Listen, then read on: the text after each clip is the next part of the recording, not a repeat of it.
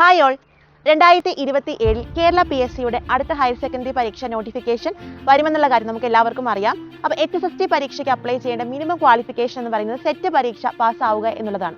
അപ്പോൾ നിങ്ങൾ ആർക്കെങ്കിലും സെറ്റ് പരീക്ഷ ക്വാളിഫൈ ആകാൻ സാധിച്ചിട്ടില്ല എന്നുണ്ടെങ്കിൽ ഏറ്റവും അടുത്ത ചാൻസിൽ തന്നെ ആ പരീക്ഷ ക്വാളിഫൈ ചെയ്യാനായിട്ട് നോക്കണം. ടോസ് അക്കാഡമിയുടെ സെറ്റ് ഓൺലൈൻ കോച്ചിങ്ങിനെ പറ്റി നിങ്ങൾക്ക് എല്ലാവർക്കും അറിയാം.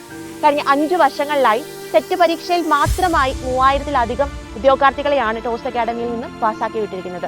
നമ്മളുടെ ഇൻസ്റ്റാഗ്രാം, യൂട്യൂബ് ഫോളോവേഴ്സിന് അതിൻ്റെ റിവ്യൂസും റിസൾട്ടും എല്ലാം അവൈലബിൾ ആണ്. അപ്പോൾ നിങ്ങൾ സെറ്റ് ക്വാളിഫൈ ആകണമെന്നുള്ള കാര്യം സീരിയസ് ആയി എടുക്കുന്നുണ്ട് എന്നുണ്ടെങ്കിൽ ടോസ് അക്കാഡമിയിലേക്ക് ധൈര്യമായിട്ട് കടന്നു വരാം. ഇവിടുത്തെ അധ്യാപകരാണ് ഇവിടുത്തെ ഏറ്റവും വലിയ വിജയത്തിൻ്റെ കാരണമെന്ന് പറയുന്നത്. അധ്യാപകരുടെ സപ്പോർട്ട് നിങ്ങൾ ജോയിൻ ചെയ്യുമ്പോൾ മുതൽ സെറ്റ് പരീക്ഷ പാസ്സാകുന്നത് വരെ ഉണ്ടായിരിക്കും. B.Ed ക്വാളിഫിക്കേഷൻ കഴിഞ്ഞ് വർഷങ്ങളുടെ ഗ്യാപ്പ് വന്നവർക്ക് സബ്ജക്റ്റിന് വേണ്ടിയിട്ട് സ്പെഷ്യലൈസ്ഡ് കോച്ചിങ് ക്ലാസ്സുകൾ ഇവിടെ അവൈലബിൾ ആണ്.